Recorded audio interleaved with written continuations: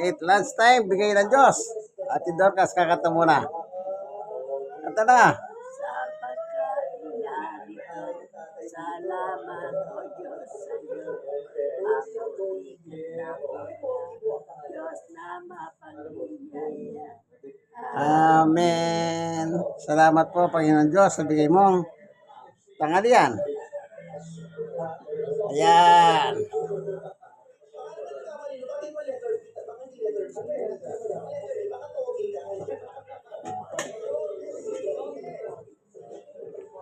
Salamat po, Panginoon Diyos, sa bigay mong tanghalian ngayon na aming pagsama-samahan kainin dito sa loob ng tahanan ni Kuya Romy at Ate Dorcas.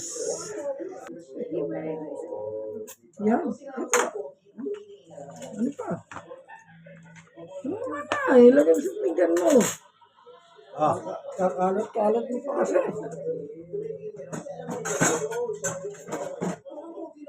Limilit lang ang lamesa eh. Oh. Oh. Ano ka na? Oh, yan. Oh, ketchup. Oh, lagyan mo. wow, ketchup. Oh, Bayan natin kaltilan. yan. Ano pa?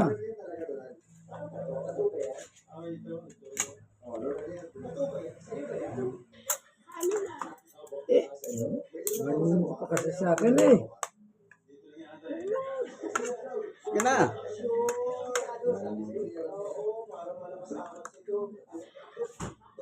Maupo ka na, hindi nakatayo ka dyan. Ayan. Kain na po tayo ng tanghalian na binigay ng Diyos ayon sa Mateo 6:9. Ama namin nasa langit ka.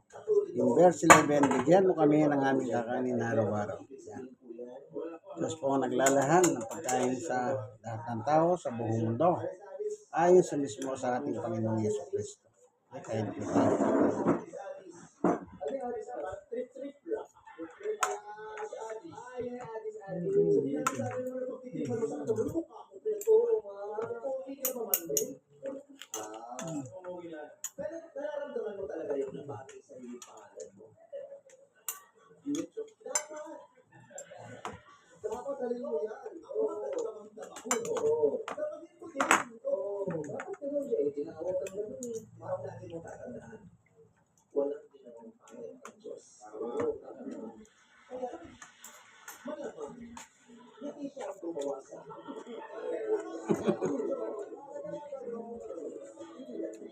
Malamang hindi siya gumawa sa akin.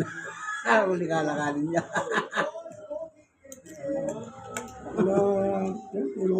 Lalo na, puro bakla, puro tomboy.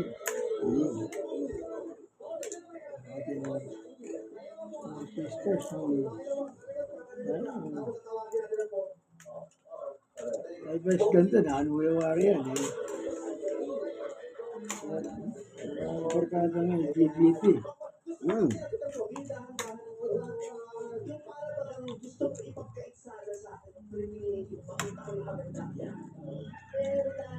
Parang nga kaya ba ng kitangaldok yung tablado. Ang kaya ba nung yan, nadilita na siya.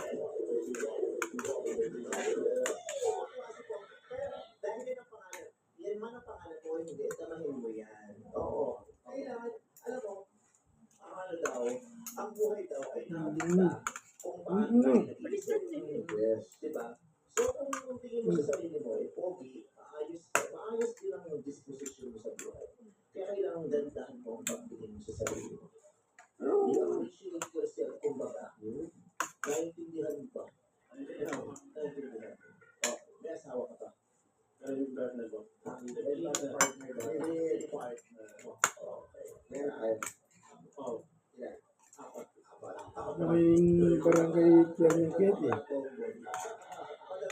Nakagulan pa rin, ba? Kaya mo mga tulong. Oh, lang pamilya. Wala. Dahil kapatid o nanuman. Pinakamagana ka, pero wala. Suli kayo pala eh. Kakakumpala na kayo, nagtatuto ka rin. Binul kayo ni. Isalina, sinuli mo ka rin. Ngayon, isalina ka. Kaya kakasya. Second floor na yata yung iba. Wala naman kaya din.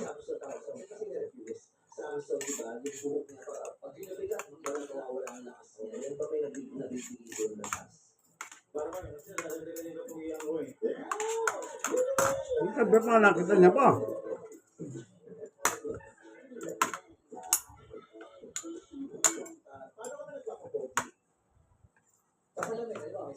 Siyempre, papi sa libe, malaria ka malakitan eh.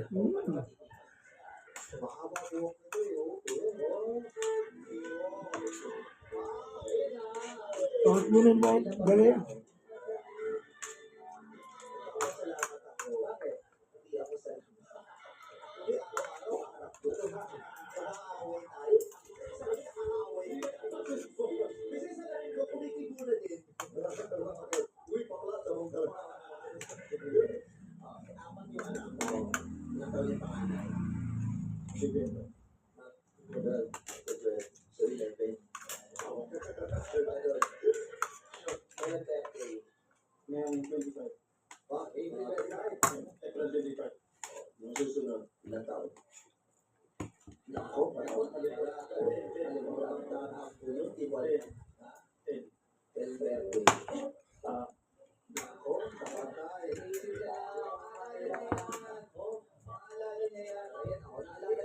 Muna.